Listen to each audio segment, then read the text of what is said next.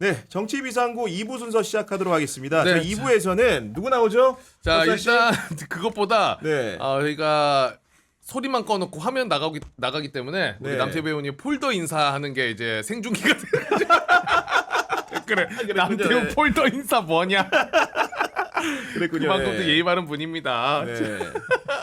이분은 22대 전반기 국회의장 출사표를 던진 분입니다. 네. 5선의 국회의원 우원식 의원님 나오셨습니다. 네, 반갑습니다. 네. 아이고 박기숙 씨 방송 보고 계셨나요? 네네네. 아, 되게 섭섭하던데. 아니 그 남태우 의원님 그래도 우리 우원식을 존경하다는 뜻을 밝히면서도 갑자기 다른 분 이름을 거명해가지고 저희가 힌트를 그렇게 줬는데도 말이야. 아니. 네. 존경한 뜻을 밝히지 말고 얘기해야 괜찮지. 존경하는데도 안 된다고 그러면 그 더 네. 심각한 타격인데. 그거. 네. 뭐 남태우 배우님이 이퀄 민심은 아니니까요. 그렇죠. 여론의 네. 양배라는 거는 분명히 두고 봐야 됩니다. 네. 일단 의원님 오늘 윤석열 대통령이 취임 네. 2주년 기자회견을 했습니다. 좀 어떻게 보셨습니까? 역시나 했죠, 역시나. 역시나. 네. 국민들이 이제 이번 총선 치르면서 정말 분노해서 투표했잖아요.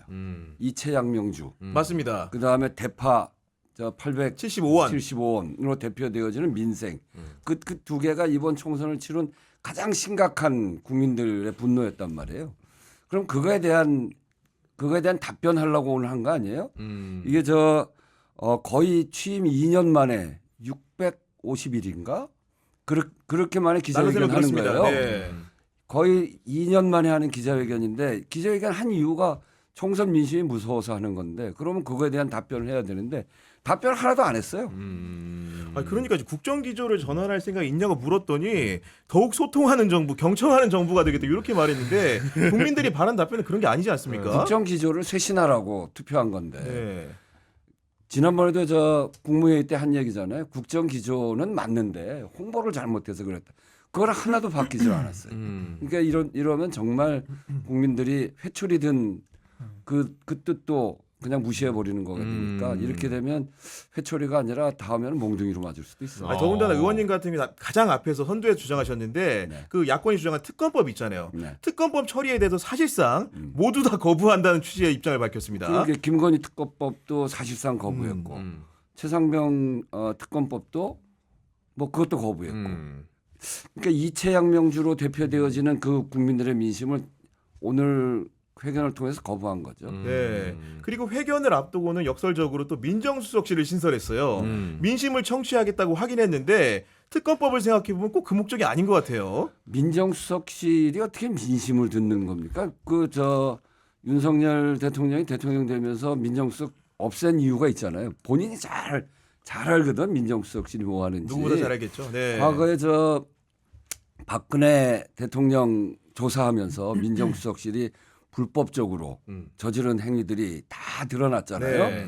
거기에 각종 권력기관들, 사정기관들을 컨트롤하고 그랬던 게 다 드러났기 때문에 윤석열 대통령이 선거 치르면서도 그렇고 그런 권력기관을 통제하는 방식을 안 하겠다.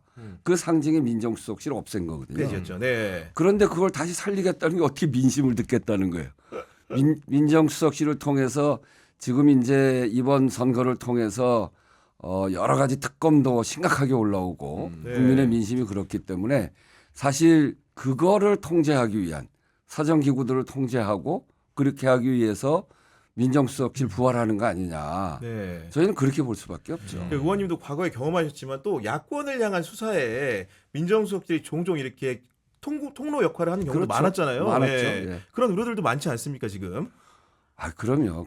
그래서 윤석열 대통령이 여러 가지 잘못한 것들이 많이 있습니다만 민정수석실을 없앤다고 해서 그거는 뭐 잘하네 이렇게 생각했는데 그 조금 잘하네 생각했던 것까지 이렇게 해버리니까. 이렇게 해버리니까 그러니까 이건 야권을 향해서도 또 윤석열 대통령 본인과 본인 가족들을 위해서도 통제하기 위해서 하는 거 아닌가 하는 의심을 우리가 저버릴 수가 없습니다. 네. 개인적으로 사실 의원님이 제 인연이 있는 것이 그 박기춘 원내대표 시절에 원내수석 부대표에 제가 출입을 했거든요. 그렇죠. 원내수석이 어떤 자리냐면 기자들 전화를 정말 하루 종일 받는 자리잖아요. 그렇죠. 여러 현안에 대해서 그런 자리인데 벌써 5선 고지에 오르셨고 네. 이번에 국회의장을 출마하겠다고 하셨는데 어떤 제가 결심이 그때 궁금합니다. 네. 전화가 너무 많이 왔고 네. 협상을 제가 다 하니까 맞아요. 예. 전화를 하도 받으면 목이 아프더라고요 여기가. 통화하시느라고 기울어져서. 네. 기울어져서 네, 그래가지고 전화를 그렇게 안 받고 그거 하다가 블루투스 있잖아요 이렇게. 그걸 처음으로 썼어요. 바로바로 도저히 받고. 들고는 이제 더 이상 예, 못하겠다. 그래, 예. 그래서 그게 어느 모 회사에서 나온 블루투스인데 그거 홍보를 많이 했어요. 그래서. 곳곳에 이게 찍혔을 때니까 그죠. 예. 아니 국회의장 선거 도전장 낸 이유를 좀 설명해 주시죠. 요번 국회 딱 의석을 보니까 요번 국회를 국민들이 우리한테 기회를 줬잖아요. 네. 잘하라고. 근데 그 기회가 그냥 기회가 아니에요. 그러니까 탄핵을 통해서 정권을 민주당에다 줬는데 5년 만에 정권을 잃었잖아요. 그래서 민주당이 국민들로부터 굉장히 지탄을 받았죠. 근데 그 지탄 받는 거가 예쁜 모습으로 바뀌지 않은 상태에서 거기엔 부족한 상태에서 요번 우리한테 기회를 주는 걸 윤석열 정권이 너무나 못하고 국민들을 너무나 괴롭히고 그렇게 폭정을 일삼기 때문에 국민들이 거기를 심판하기 위해서 우리한테 기회를 준 거거든요.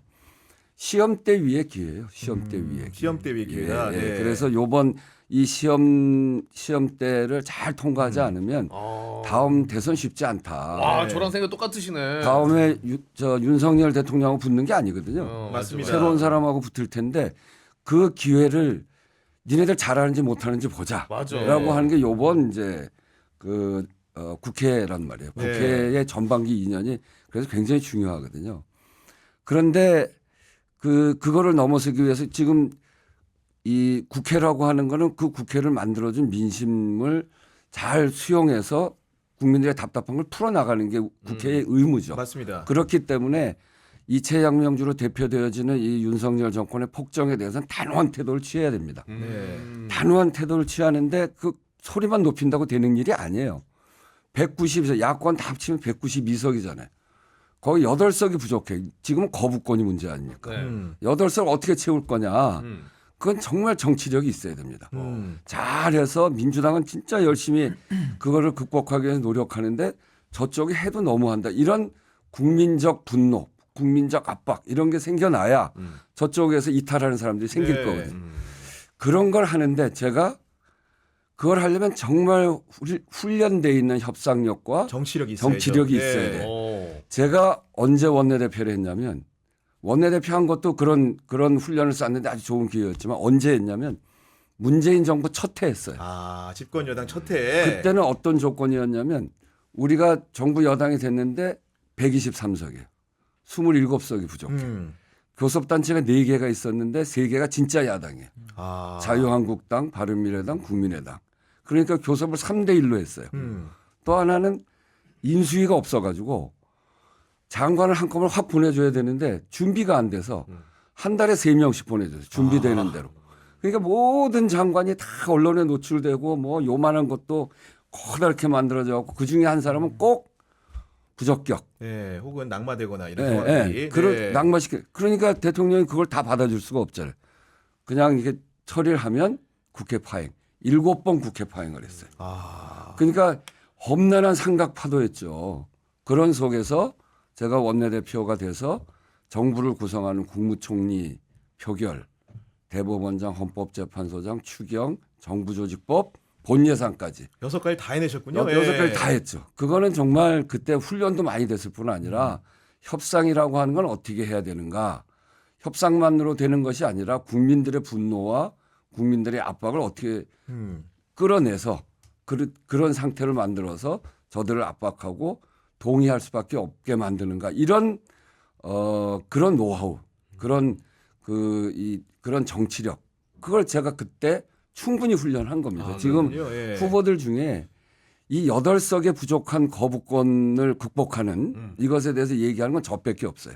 왜 그러냐면 제가 원내대표 하면서 그걸 경험해 봤기 때문이거든요. 이런 실력을 갖춰야 요번 국면을 넘어설 수 있기 때문에 요번에 우리가 성과를 보이지 않으면 다음 대선 없습니다. 이제 그런 점에서 성과를 내야 되는 그런 절박한 시험대 위의 기회를 잘 넘어서려면 우원식이 가장 네, 좋다. 후보 4인 중에 유일하게 정치력 있는 원내대표를 경험하신 후보로서의 이게 포부를 말씀하셨는데 또 하나 있어요. 네, 또 한 하나. 명 더 있지만 또 하나는 뭐냐면 네. 국민의 명령이 나라를 바로 해라. 민생을 제대로 살려라. 국민 먹고 사는 문제 제대로 해라. 이건데 그때 경험해 보니까 지금 형국이랑 비슷하다고 하자고 그랬잖아요. 그때 경험해 보니까 제가 어떤 사람입니까? 제가 을지로위원회를 위원장도 만들어서 했죠. 예. 만들어서 3년 동안 치열하게 을지로위원회를 하고 그러고 원내대표를 원내대표 한 이유가 을지로위원회에서 할 때 보니까 민생 입법들이 마지막에 연말쯤 되면 원내대표들 집착을 가지고 해줘야 되는데 다른 정쟁 사안이 되면 다 밀어버리더라고. 그래서 내가 원내대표가 되어서 하겠다. 이런 생각으로 원내대표 한 건데 저도 할 수가 없더라고요. 너무 정쟁이 심하고 그 민생 얘기를 많이 했죠. 근데 하루만 지나면 싹 없어져 그래. 정쟁이 그냥 신기루처럼. 묻혀버리는 거야. 예. 그 국민들 귀에 들리질 않아. 그러니까 이걸 잘 처리해 나갈 수가 없더라고요. 그래서 요번이 비슷한 형국인데 국민의 삶을 챙기라는 게 국민의 명령이잖아요. 그거 하려면 국회의장이 국민의 민생, 저출생, 불공정, 기후위기, 국가균형 이런 의제들을 국가적 아젠다, 사회적 공론으로 만드는 그런 철학과 실력과 추진력이 있어야 돼요. 저는 제가 을지로위원회 오면서 제 평생 제가 하는 일은 민생과 닿아 있는 일이고 그 일을 해왔던 일이기 때문에 저는 국회의장 요번에 그 역할이 굉장히 중요하고 그렇게 해서 성과를 내야 국민들이 투표를 한 효능감을 느낄 거예요. 그래서 요번 국면은 제가 제일 맞다.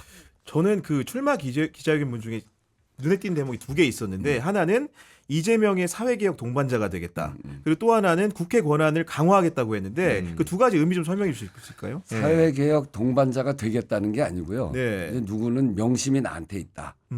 당신이 날 원한다. 이런 얘기 하잖아요. 그리고 그러면서 이재명 대표하고 이제 이런 관계를 그런 식으로 관계성을 얘기하는데 예. 저랑 이재명 대표의 관계는 사회개혁 그 사회경제 개혁을 같이 해왔던 사람이에요. 그 운동 자체를 예, 그러니까 사회개혁의 동반자다 음. 되겠다는 게 아니고 동반 이미 동반자다. 제가 을지로위원회 하면서 이재명 대표의 성남시장 경기도지사 때 저랑 그렇게 가까웠던 분은 아니에요. 근데 할 때 보니까 을지로위원회가 했던 의제들을 정말 열심히 갖다 성과를 내더라고요. 그래서 저한테 와서 이제 토론에 뭐 참여해서 좀 얘기해 달라는 적도 있고 그 정책을 그대로 가져가서 하기도 하고 그래서 저 사람 사회를 변화시키려고 사회 변화라고 하는 건 결국 국민들의 먹고 사는 문제 또 사회의 불공정을 어떻게 없애는 문제 이런 거하고 다 있는데 거기에 진짜 관심이 있구나. 그래서 사실은 대통령 후보로 나왔을 때 제가 우리 당의 중진 중에서 제일 먼저 지지 선언을 했어요. 그리고 제가 경선 선대위원장을 맡았어요. 그 이낙연 선배랑도 제가 잘 아는데 서운하셨겠죠. 네. 좀 서운하셨을 거예요. 그 점에 대해서 제가 죄송스럽게 생각하는데 그럼에도 불구하고 정치하는 사람 우리는 세상을 변화시킬 사람 그런 가능성 있는 사람을 선택하는 그런 관점에서 했고 이재명 대표도 저에 대해서 그런 점을 잘 알기 때문에 이재명 대표의 브랜드인 기본사회위원회를 이제 저한테 맡아달라고 하고 근데 위원장은 본인이 꼭 하시고 싶어하는 것 같더라고요. 위원장은 자기가 맡고 내가 부위원장 하신 거예요? 수석 부위원장. 맡아서 예. 실질적인 일은 제가 다 하죠. 여기에는 을지로위원회 내용도 들어가 있고 그래서 둘 사이는 사회경제 개혁을 같이 해 나가고 있는 그런 동반자적 성격이 강하다. 오히려 그게 누구한테 측근이냐 뭐 친구냐 이런 논란 말고 정말 사회를 발전시키는데 같은 거 그런 의미에서 얘기를 했고요. 그리고 국회 권한을 강화시키겠다. 네. 국회 권한을 강화시켜야죠. 아니 헌법에 보면 입법권은 국회에 있다 이렇게 딱 돼 있습니다. 명시적으로. 네, 명시적으로 네. 돼 있어요. 그러니까 국회가 갖는 건 입법권이에요. 근데 여기서 국민들에게 필요하고 사회의 투명성을 제고하기 위한 법들을 통과시키는데 윤석열 대통령이 지금 9번이나 거부했고 이번에 최상병까지 하면 10번이나 하고 있거든요. 그럼 국회가 이거에 대해서 단호하게 얘기해야 됩니다. 상권 분립을 해치지 마라. 그리고 윤석열 정권 들어서서 국회 압수수색을 22번 했어요. 네. 맞아요. 그 중에 95%가 민주당 쪽을 수색하기 위해서 그런 겁니다. 이 최소한의 균형을 맞추든지 네. 이 필요한 압수수색을 원천적으로 막을 수는 없지만 그 내용을 정확하게 이제 국회의장 동의를 얻어야 되거든요. 그럼 집행을 그거를, 하려면 네, 네. 그렇게 편파적이고 국회를 함부로 침탈하는 행위에 대해서는 정말 엄격하게 해야 되는 거죠. 그런 것도 있고 또 하나는 국회가 정부를 견제하고 감시하는 기구 아닙니까? 그런 점에서 보면 감사원을 이전하는 문제. 감사원을 왜 대통령 직속으로 둡니까? 그게 우리가 계속 논의해 왔던 건데 그런 문제를 비롯해서 예산권에 대해서 그 예산을 편성할 때 국회가 전혀 개입을 못 해요. 그리고 예산 증액도 못 해요. 그러니까 국회가 갖고 있는 예산권이 너무나 제한적이에요. 고유의 권한이. 예. 네. 이것도 예산을 심의하고 결정하는 건 국회인데 이거를 손을 댈 수 있는 권한이 너무나 적기 때문에 이것도 좀 강화해야 돼요. 그래서 윤석열 정권을 향해서는 상권 분립을 명확하게 그런 해야 차원에서 되는 것이 국회 권한을 높이자. 국회의장의 권한이고 또 행정부의 견제 기능으로서의 국회의 권한 이것도 그걸 이제 개헌을 해야 되는 사항들이거든요. 개헌을 통해서라도 해야 된다. 네. 이거를 요번에 말씀드립니다. 심 변호사님 공약 사항을 좀 많이 들어봤는데 우리 심 변호사님 선택은 어떻습니까? 아니 근데 이제 뭐 제가 선택하는 건 아니고 네. 결국에는 이제 아마 의원님들께서 아마 이제 투표로 결정을 할 텐데요.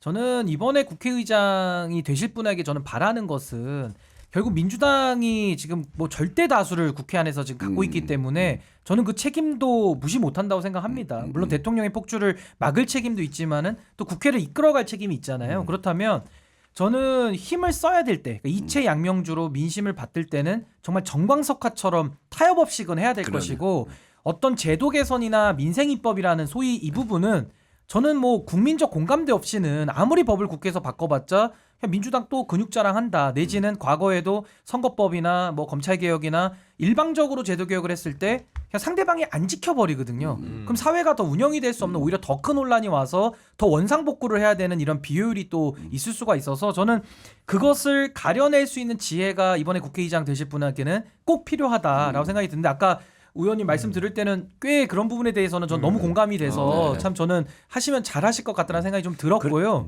그리고 또 하나는 저는 이게 중요하다 보는데 다음 국회의장의 자리가 국회의원의 대표잖아요. 네. 그리고서 전반기 후반기 나눠서 하시는데 저는 국회의장이면 우리나라 의전서열 2위거든요. 네. 그럼 더 이상 올라갈 자리는 대통령밖에 그렇죠. 없어요. 근데 사실 제 눈에는 어. 대통령이나 국회의장이나 대법원장은 똑같습니다.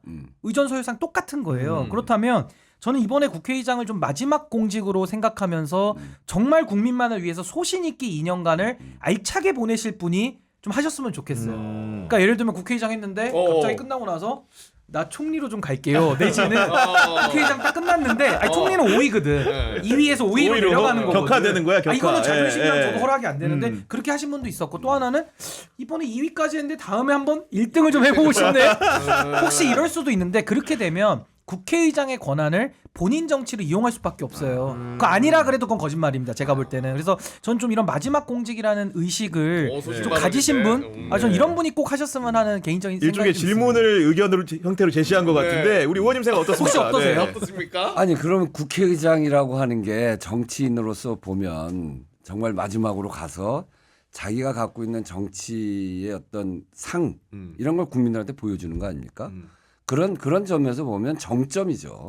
영광스러운 네, 점이죠. 그러고 영광스러운 정점인데 거기서 저는 그런 거를 비롯해서 저는 한 가지 그동안의 국회의장에 대한 불만이 있어요.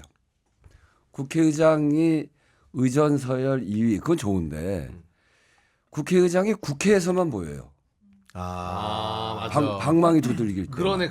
근데 국회라고 하는 거는 민의의 전당이잖아요. 국민들의 민심을 받는 데고. 그리고 민주주의의 꽃이란 말이에요. 민주주의의 꽃이라고 하는 건 국민이 주인 아니에요? 그거의 꽃으로서 국회의원, 그 위에 그리고 거기를 대표하는 기구로서의 국회의장 이렇게 하면 의사당의 그 대회의장에서 본회의할 때만 보이는 것이 아니라 국민 속으로 가야 된다. 현장 속으로 가는 국회의장. 네. 그래서 이 정치 국회의원들에 대한 불신을 국회의원의 대표로서 그거를 넘어서는 일하는 국회의 상을 만들어내는 거. 그러니까 뭐 더 이상 한다 안 한다 그건 사실은 이 국회의장이 갖고 있는 상징성에 비해서 그런 거 갖고 논란하는 건 좀 그래 말씀하시는 게 당연하다 그렇게 네. 말씀드리고 더 추가해서 얘기하면 국민 속에 있는 국회의장의 상을 한번 만들어보자. 그런 의미에서 이제 국민 속에 다가가는 국회의장 상을 말씀해 주셨는데 그 의장 선거가 사실 구도 자체가 그래서 그런 건지 모르겠지만 자꾸 이제 뭔가 그 명심 마케팅 위주로 뭔가 이제 바깥에 보여지는 그런 측면이 없지 않거든요. 그런 부분들 좀 어떻게 그래서 생각하십니까? 저는 네. 그거에 대해서 비판했죠. 명심 당심에 민심이 투영돼 있다. 그래서 명심 당심은 민심을 받아서 국민들을 어떻게 편하게 할 거냐. 이것이 중심인데 나한테 명심이 있다. 당신이 날 원한다. 이렇게 얘기하는 건 그야말로 자기 논에 물대기식밖에 안 돼. 그리고 세상이 어떻게 바뀌어요? 중요한 건 민심을 해결해 나갈 수 있는 물꼬를 어떻게 틀 거냐. 이게 사실은 국회의장 논의 과정에 그 토론의 중심이 돼야 된다고 생각해요. 네. 제가 그래서 얘기하는 8석의 정치가 필요하다. 이 거북 지금은 제일 그 우리의 억압이 되고 있는 게 거부권이란 말이에요. 지금 21대 국회는 국회의장들이 너무 합의해 오라고 해서 당연히 국민을 위해서 필요한 법들이 본회의장까지 올라가기가 너무 힘들기 너무 오래 때문에 걸렸어요. 예. 그렇기 때문에 그거 올려달라 그거 통과시키면 박수치고 다 된 것 같이 생각하는 그런 역할이 거기까지예요 사실은. 근데 대통령이 막 거부했다고. 그러니까 국민들이 화가 나서 오늘날과 같은 22대 국회 지형을 이렇게 만들어졌어요. 22대 국회로 들어가면 이제 똑같은 법안들 막 또 다시 낼 거 아니에요. 그렇습니다. 네. 그렇고 이제 막 통과시키면 거부권 다시 올 거 아니에요. 그걸 처리 못하면 효능감이 없는 거예요. 거기 명심 당심이 아무리 얘기해봐야 소용이 없어요. 그리고 혁신의장, 개혁의장 얘기해봐야 이 문제를 해결하지 않으면 소용이 없단 말이에요. 국민들한테 효능감을 주지 못해. 그 민심의 물꼬를 어떻게 틀 거냐. 이게 가장 중요한 문제죠. 저도 아주 단호한 사람이에요. 제가 을지로위원회를 하면서 재벌 그거는 소위 경제적 기득권하고 싸우는 거거든요. 이거 재벌들 대기업하고 많이 부딪혔죠. 주로 싸워요. 네. 그 싸울 때 뭐 저한테 뭐 요만큼이라도 있으면 그렇게 못 싸우거든요.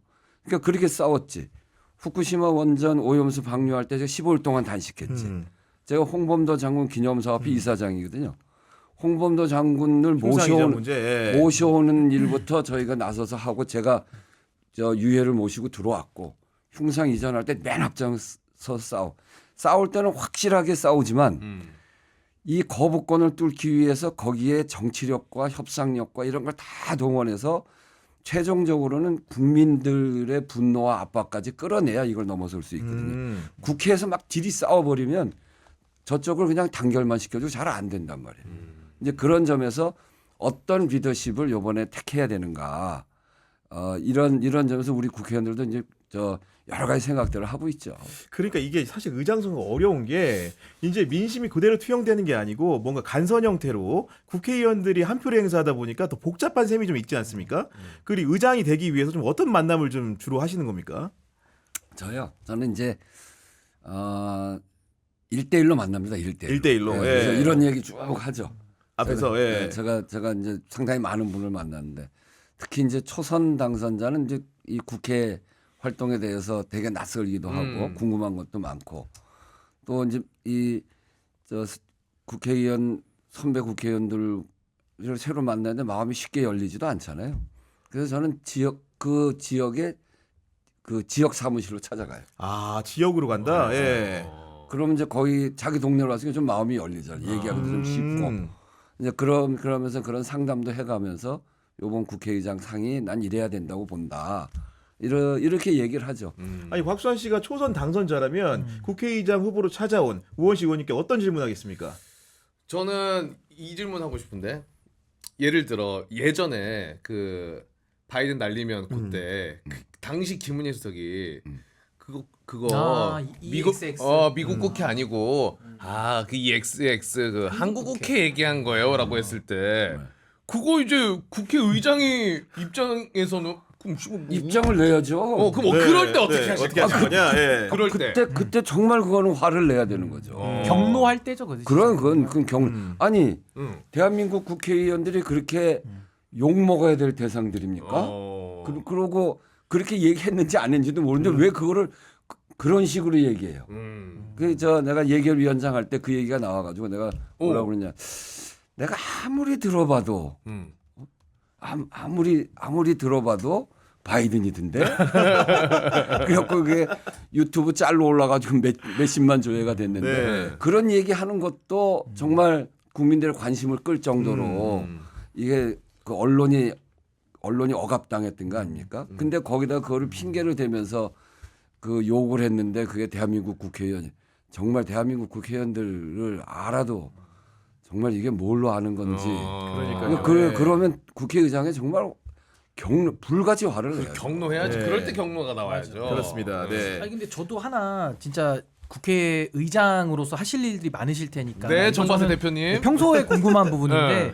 저는 이번에 정당을 만들었다가 실패를 했거든요. 네. 그러니까 이게 그 바깥에서 정치를 바꿔보려는 사람들의 입장, 그러니까 민심에서 봤을 때는 정말 기성 정치의 기득권이라는 건 너무 현존하고 너무 높아요. 그러니까 이런 것들에 대해서 제가 주장하는 거는 정당 설립을 좀 간소화하자.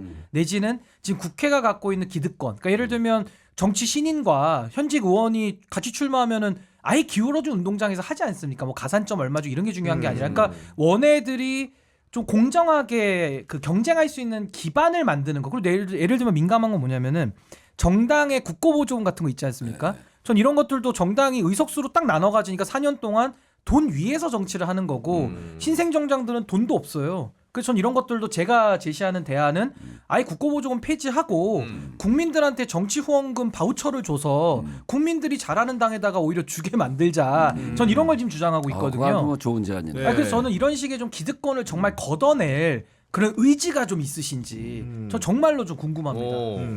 제가 이제 요번에 아주 강력하게 제안했던 거는 연동제예요. 연동제. 연동제. 네.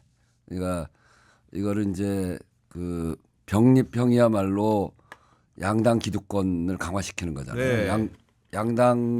양당만 비례를 낼 수 있는 상황이 되는 거니까요. 연동제를 하면 그래도 소수 정당이 의석으로 들어올 그렇죠. 수 있는 네. 길을 열어주는 거잖아요. 그래서 연동제를 아주 강력하게 주장을 했고 완전한 형태로. 예. 네. 그렇게 했고 그 연동제가 돼서 그래도 뭐 이러저러한 당들이 저 의석을 가질 수 있게 됐단 말이에요. 그럼 지금 말씀하신 대로 국고보조금 형태가 아니라 국민들한테 바우처를 나눠줘서 자기가 지지하는 정당에다가 보낼 수 있는 그것도 좋은 방법인 것 같아요. 근데 이제 국민들한테 그러니까 이 정당들이 좀 더 국민들 곁으로 더 많이 가져야 되는데 지금은 양당 또는 그 알려져 있는 정당으로 그게 또 집중되지 않을까? 네. 어떤 새로 신생 정당이 그 국민 바우처를 받을 만큼의 인기, 지명도 여력이 될까? 뭐, 네. 그런 거는 좀 또 보완해야 될 네. 부분들이 근데 정치 있겠죠. 신인들에게 좀 불리한 부분들은 좀 걷어낼 필요가 있는데 저는 아무리 바깥에서 외쳐도 바꿀 수 있는 힘이 없습니다. 그래서 저는 만약에 간곡히 의장님 부탁드리는 거죠, 되시면 지금. 진짜 네. 신인들이 경쟁할 수 있는 최소한의 운동장은 평평하게 만들어놓고 그렇지. 같이 뛰자 그래야지. 그러네. 누구는 오르막길로 뛰고 누구는 내리막길로 자동차 타고 내려가고 야 임마 더 열심히 뛰어 이러면 안 되는 겁니다 진짜. 뛰고 있는데. 이게 기득권이에요 그게. 저는 을지로 정신으로 가겠습니다 진짜. 정치력에 관해서는. 을지로 위원장이셨기 아, 저 때문에 을지로 그런 정신 부분들 계승하면 잘 돼요, 수용하실 진짜. 겁니다. 끝으로 이제 을지로로 오세요. 네. 을지로. 아니 끝으로 하나 좀 질문 드릴게요. 얼마 전에 김진표 국회의장이 22대 국회의장 후보들의 전방 국회 후보들의 네. 탈중립 선언에 대해서 네. 스스로 부끄러워질 것이다 이런 얘기를 하면서 민주당이 집권 후에 그 여소야대가 됐을 때 생각해봐라 이런 말씀하셨는데 그 발언에 대해서 좀 어떻게 생각하십니까? 그러니까 이제 우선은 김진표 의장께서 부끄러워질 것이다 이렇게 얘기를 하셨는데 김진표 의장이 최상병 특검을 그때 통과시켰잖아요. 네. 그렇게 하자는 거예요.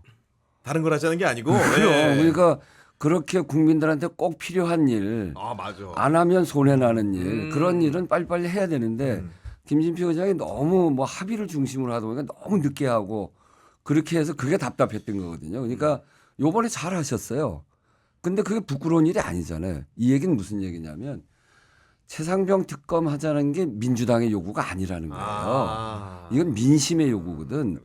그러니까 중립이라고 해서 김진표 의장께서 보여주신 거는 국회의장의 딱 가운데 있어서 그러니까 가운데가 어디냐 여야의 딱 가운데 있단 말이에요. 거기에는 민심이 빠져 있었어요. 그러니까 여야가 합의하지 않은 건 처리 안 한다. 그런데 여야가 합의하지 않아서 처리가 안 되면 국민들에게 손해 나는 거 그건 잘못하는 거죠.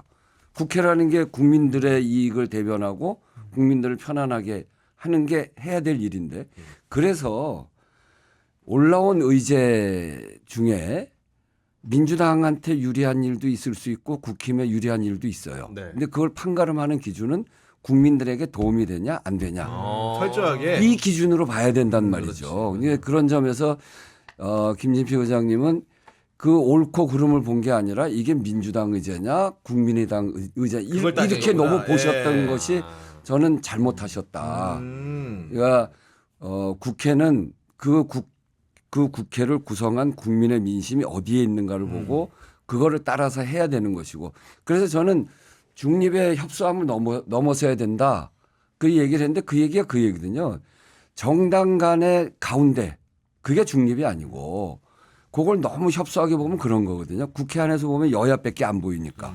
근데 제가 바깥으로 나와서 국민의 민심 국민 안에 있는 국회의장이 돼야 된다는 게 국민의 민심을 보고 민심에 맞는 그런 처리를 해 나가면 되시는 일입니다. 그런 점에서 저는 그게 부족했다고 생각하고 그래서 국회의장은 아주 산술적인 중립이 아니라 민심을 따르는 국회의장, 국회의장은 국회의 사회자가 아니다. 민심을 민중 속으로 들어가는 거다. 네. 민심을 따르고 민심을 관철해내는 네. 그것이 국회의장이 해야 될 역할이다. 이렇게 네. 얘기하는 겁니다. 그 말인즉슨 이제 무조건 민주당이 유리한 거를 내가 하겠다 이런 게 아니라 민심이 요건 해야 된다라고 하는 것들 위주로 뭐 국민의힘이 낸 거여도 이거는 국민들에게 이득이 그렇죠. 된다면 그때는 간다. 그러면 그러니까 제일 중요한 기준은 국민한테 그게 이득이 되냐 안 되냐. 정당의 선호가 아니고 네. 그렇죠. 민심 의장을 하지 민심 민심 의장. 그렇죠. 네. 그런데 지금 민심이 윤석열 정권이 너무너무나 잘못했기 때문에 민심이 민주당으로 왔어요. 그러니까 지금 민주당에서 내놓는 의제들이라는 게 대개 민심에 기초하고 있는 거거든요. 그래서 그거를 그렇게 내놓는 의제를 민주당이 내놨기 때문에 정파적 의제다. 이렇게 보면 그건 오산이라는 거죠. 네. 아니, 그래서 저는 제가 민심동행 출신이라 오늘 민심 얘기 많이 나오니까 나 그래서 민심 나 그런 의장 거 제가 안 얹지 됐어. 않았습니까? 아니 근데 너무 저는 그 의원님 말씀에 동의하는 게 이게 약간 그 소위 말하는 안철수 의원이 지향했던 그 극중주의 비슷한 비판이에요. 그러니까 극중주의가 뭐냐면은 아무런 결정 안 하고 가운데 서 계속 있는 거. 기계적인 네. 중립만을 외치다 보니까 이게 설 자리가 없어진 거거든요. 저도 그거는 중도의 올바른 의미가 아닌 것 같고 정말 국회의장이라고 하면은 국민의 대표의 대표니까 정말 민심이 어디 있는지를 판단하고 또 이걸 지금 해야 될 때인지 말아야 될 때인지를 분별하는 이제 그런 능력으로 운영하시면 국민이 좀 행복해하지 않을까라는 생각이 듭니다. 네. 저희 독설지 모모님이 마지막으로 우원식 의원님 설득이 잘 됩니다. 이러면서 이제 제가 최고의 이렇게 여덟 네. 가져오신다는 거죠. 제가 네. 지난번 예결위원장을 했어요. 윤석열 정부 첫 해. 저는 무슨 위원장을 하더라도 정부 잘못한 거에 대해서 막 비판을 합니다. 그랬더니 국민의힘 국회의원들이 저한테 편파적이라고 얘기를 하더라고요. 오. 항의하겠죠. 항의를 하더라고요. 그래서 제가 딱 한 얘기가 내가 얘기한 것 중에 국민을 향해서 틀린 얘기 한 적 있냐? 그러면 얘기해봐라. 그런 거 얘기해봐라. 그런데 맞아. 얘기를 못해요.